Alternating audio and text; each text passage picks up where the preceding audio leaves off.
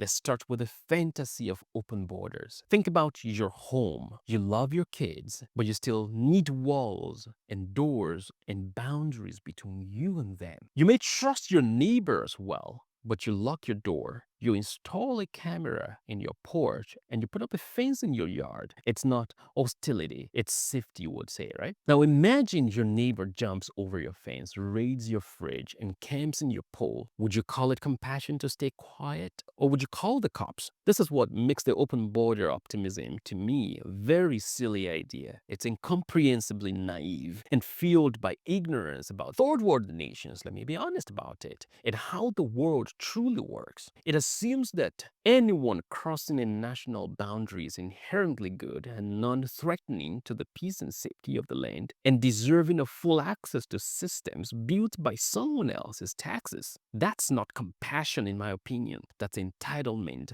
That's chaos that you're breeding in those countries. The US proved to us that from 2020 to 2024, a wide open border covered up by the media and legislative cowardice led to a flood of undocumented migrants, over 10 million people in just 4 years, with rising reports of crime, gang activities, and molestations, violence, and overstretched resources. You're failing to prioritize economic migrants, like in the case with Canada and much of Europe did for nearly a decade. That's the recipe for cultural fragmentation that we've seen, and economic stagnation that we've also seen in these countries. Economic migrants bring immediate value to their host countries. That's just a fact. The data supports that. They integrate faster as well. They work and pay taxes and stabilize quickly. That was a model that once made Canada, Australia, and parts of European systems the envy of the world until immigration became a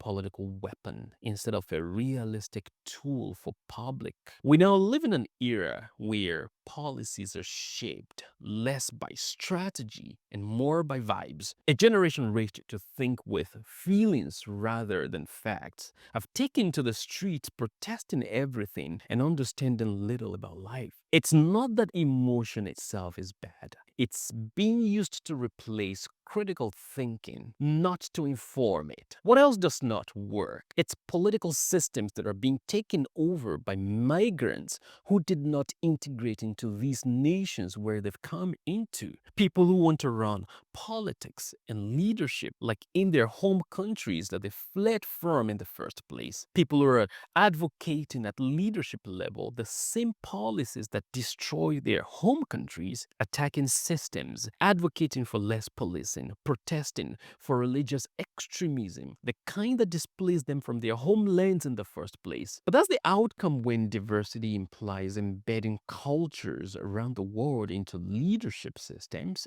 and systems in the host countries and even in the institutions, educational, government, and all forms of institutions. You essentially integrate Western systems into a third world life. And what do you get from that? So what again works? What works is a structured, skill-based immigration that aligns with labor demands. That's common sense. What works is strong and pragmatic borders. What works is a long-term planning, not last-minute panic. What works is honesty from politicians, from media, and from academia who research policies that sustain nations. Honesty, even when it's politically inconvenient or it's politically incorrect, until we're willing to say that out loud. We'll keep swinging between extremes, between open border delusions and fortress mentalities. Both of them fail. They leave societies divided and systems collapsing under the weight of their own contradictions.